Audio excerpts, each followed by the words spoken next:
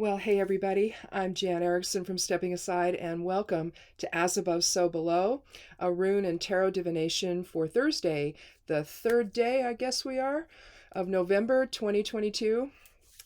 Well, my husband just told me our pond froze over last night.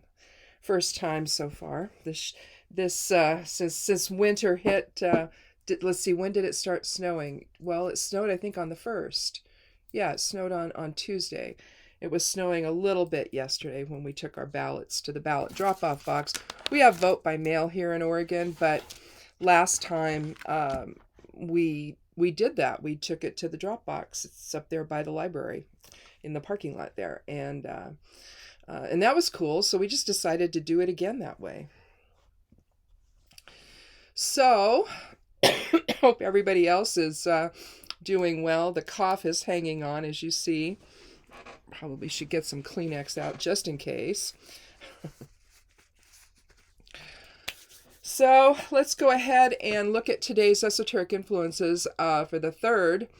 And again, I just do this when I'm putting these together. I'm using an Elder Futhark rune, a Geomancy rune, the human design chart for that day, also the astrological chart for that day, and the numerology of the day itself, not the whole thing, not taking into account the month, the day, and the year. I'm not doing that whole one. I'm just doing the day itself. And together it all comes out to what I come up with. So anyway, if you didn't know, that's what it is. And I have been, I've started doing these on a daily basis instead of a weekly basis. Sometimes people like to see things just in, little chunks instead of the whole thing. So there you go. You can check that out on the blog over at Stepping Aside at imsteppingaside.com if you want to do that for that and other weekly things that I put up as well. So let's see. For the third, you may be feeling insecure or hesitant to engage with others on a project or some situation that you're doing something with, because they seem unreliable. What they offer appears to be lacking in details, and your intuition is telling you not to trust what they're telling you.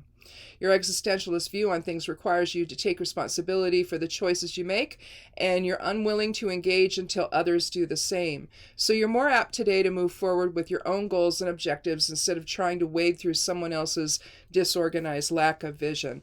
Sometimes that happens. You try to collaborate with others and it's just not there. So don't waste a whole lot of time with that. If it just feels like you're not going to get anywhere, then go do your own thing. So anyhow, here's my rune bag. I've got my other rune bag in here for some reason. Usually I keep that out next to me by my chair in the living room, because you never know when you got to draw a rune or a whole series of them about what the heck is going on. So rune for today is Vunyo. Now, Vunyo is a very positive rune. It's the 8th rune of the Elder Futhark, so there's some strength involved in that. It's an earth element rune. It's joy. It's the wish rune, and when you pair it with the star in tarot, that's an interesting energy, wouldn't it be? Because you're wishing upon a star. So, but it's also about fellowship with others and just success and happiness generally. Let's go ahead and that candle that I got for my birthday, it smells so good. It's vanilla. At least I think it's vanilla. It has a vanilla smell to it. I don't think it's entirely vanilla though. Let's see. Oh, okay. Well, let's see. We have Tristitia. So we're going to have a little bit of back and forth energy with today then. If Vunyo talks about joy and fellowship with others and happiness and success, you're going to have to let go of the sadness and grief and condemnation of the ego. So this is truly an as above, so below kind of runic experience for us this morning. But this is, again, this is Tristitia. And it's not just plain sadness. There's a little ego involvement with it, whereby you you're sad for your own personal reasons, not necessarily because there's something to be sad about. Maybe you're upset because things didn't go your way. You can maybe get a little fixated on that, and then maybe be very judgmental of other people, when realistically it's probably more driven by perception. But we'll just leave a little piece of that for genuine, sorrow as well, that maybe just gets too fixated, and it maybe runs amok a little bit.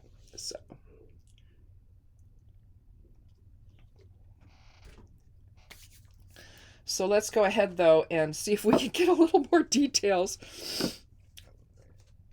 It's always interesting when, you have to battle the ego in order to take a higher perspective on things, like in the case of Tristitia and Vunio. We'll see if we battle in the cards as well. Or maybe it'll describe maybe a little more of the situation where that's happening. Cut the deck.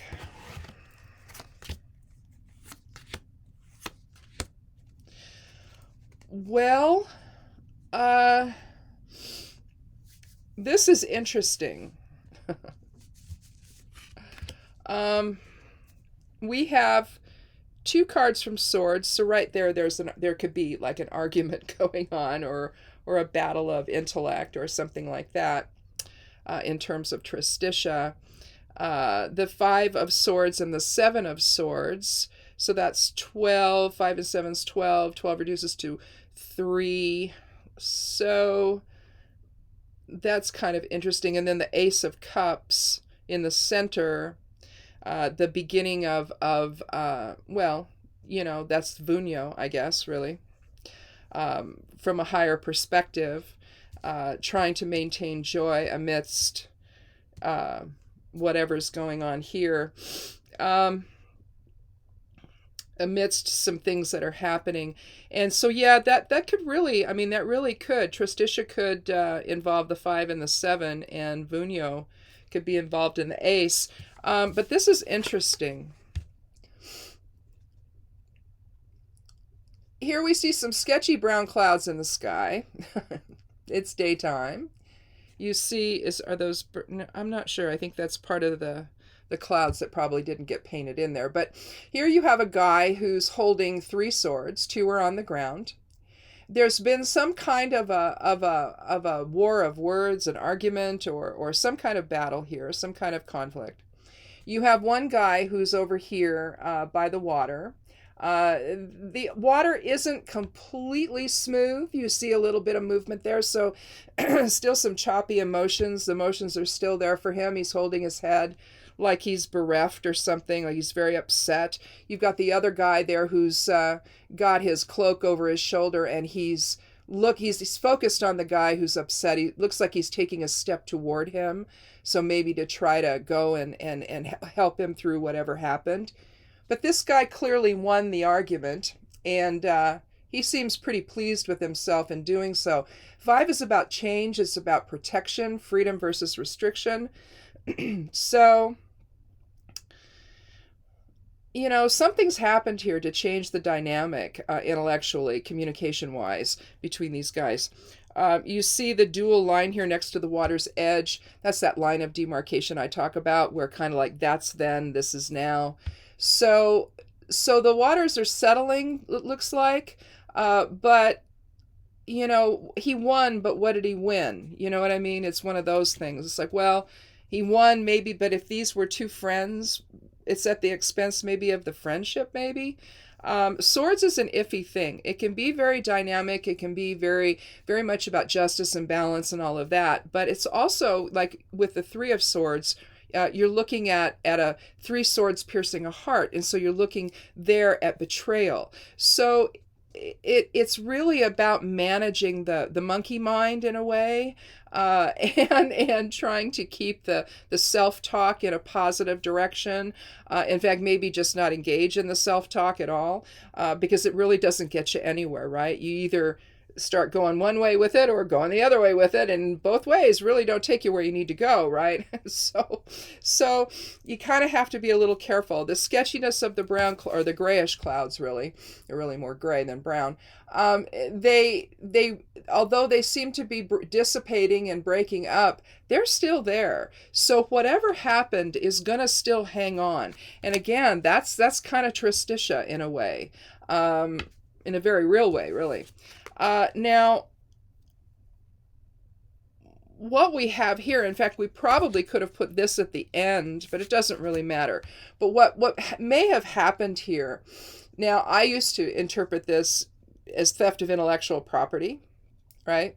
And maybe in a sense it is, but here we're leveling the playing field. You see the king's men over here, and you see the tents, they're all set up. This guy could have been a spy from the town. They left they were a little too free with their conversation. They left in fact, they probably talked about their battle plans in front of this guy. And so he was able, by listening very closely, to steal some of those battle plans and make off with them so they can go back home and take what he knows to them so that they can try to have at least a little bit of awareness of what's coming so that they can plan better for when the king's men come and try to pillage their town or their little community. And again, we see that same line of demarcation, where that was then and this is now. Sometimes we tell people too much and then they can use that to take advantage. Maybe that's what happened here.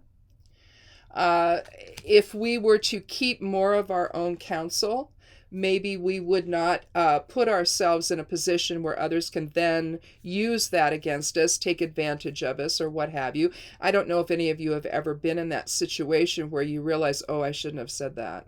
Now this person knows, and they're gonna run with that. It happens in work, especially where there's a lot of competition between the people that work there.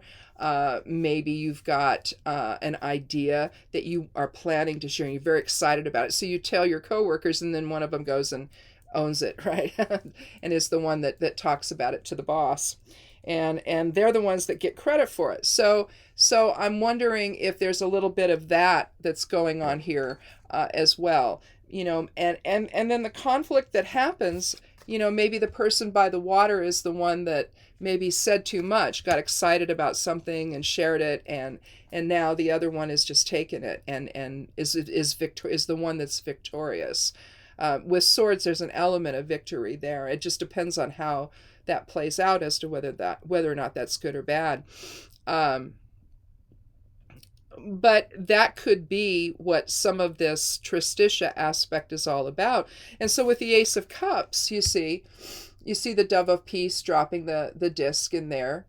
And again, I look at the disc this way about where we are, about spirit imbuing the form with balance and love and reciprocity and compassion and all of that. Let me see if that'll stick anymore tonight. Yeah, it will. But you have a hand reaching out from the clouds, which you have with all of the aces. Sometimes you also have it with the Four of Cups. But here again, you have the Dove of Peace coming in. And it's interesting because there's 5 streams of water flowing out, maybe relating to the 5 here. But there's change. It's new emotional awareness, new compassion, new expressions of love and peace and balance and divinity and all of that in the Ace of Cups. The aces are said to be the genesis of all of the whole suit, of all of the energies in that, all the elemental energies and whatnot. Cups is about the water element. So again, our emotions, our empathy. On the negative side, it can be, you're just a little bit too judgmental or what have you, or something like that about other people. Maybe you're not quite as compassionate as you need to be, but that's only when it's ill-dignified. Otherwise, you have the beginnings of emotional security and awareness and the ability to express love and all of that. And how I have them positioned is I have them in like a triangle. So I have the Ace of Cups up kind of higher than the others, and I think that it's basically the genesis of Vunio. So if we were to put the runes above any of the cards, we would put Vunio above Ace of Cups, and then down below, in between the two swords cards, 5 and 7, then we would have Tristitia. And so I think this is an interesting as above, so below reading, really. With the true strength, the true strength in this, given that Vunio is the 8th rune of the Elder Futhark, the true strength of Vunio is in its ability to express love and joy and fellowship and positive, in a positive future. So I think that whatever is going on in the 5 and 7 here today, of swords, however that happened, I think that there probably needs to be an apology by this person who did the winning here. I suspect that he's the guy that made off with your intellectual property, your ideas, or what have you, and did something that he shouldn't have done with them. So if that applies to you, or either you're this person, or maybe this person, or maybe that person, but if you're the guy who won, then maybe think about how you won, and was it really fair? Was it really an expression of love and fellowship and joy? Because if it wasn't, if you did something underhanded to do it when the person wasn't looking, well, that's going to keep that person in maybe some Tristitia today. And maybe they're going to be thinking about ways to counter all of it, if you know what I'm saying here. So how we interact with other people matters. It whether we're doing it with healthy boundaries, whether we're doing it with respect and compassion and support, or whether we're seeing things as opportunities and taking that opportunity and running with it when it wasn't really yours to begin with. And in all likelihood, the idea that this person might have come up with, that the other person took, maybe, and again, this is just a scenario that's coming into my head. It could be anything, really. Maybe that idea would have been a good thing for everybody. But now, because one person has decided to go and take what isn't theirs, maybe that sort of puts a damper on it. Or maybe how this person presents it, if it's a work situation, to the boss, maybe how they present it doesn't result in that. Whereas the other person was going to maybe do it in a way that benefited everyone, So I think that if we keep our focus lofty, if we keep our focus in spirit, then whatever change that comes our way, whatever change we create even, is going to be, with these 5 streams, is going to be very positive and is going to be nourishing to others, instead of just simply all about the self. That's a whole dynamic between service to others and service to self. Service to self is very ego-driven. It doesn't care about other people. If it happens to do well for them too, that's fine, but that wasn't the point of it, right? But service to others takes in everything, understands the collective aspect of self and the unity consciousness that we should all be living with right now, and always. But right now we're very split in it's almost like we've got 2 paths going, and eventually when that happens, if you're on the positive path, well, either path is not going to see the other anymore.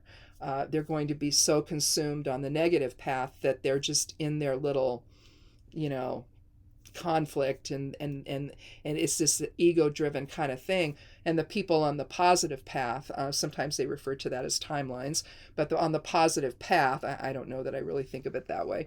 I think of it more as paths. But when the paths diverge, as they have now, I think that eventually it's almost like you have 2 different worlds we're living on, and maybe that's what's supposed to happen. I don't know. Um, Hopefully, those on the negative path figure it out and shift and come over to the positive side. But again, it's very difficult to see anything other than the grief this guy's in at this moment, because whatever happened here was pretty dynamic, pretty profound, and pretty hurtful. And if it meant that this guy took something from him, well, that would make it understandable why he's holding his head by the water, bereft,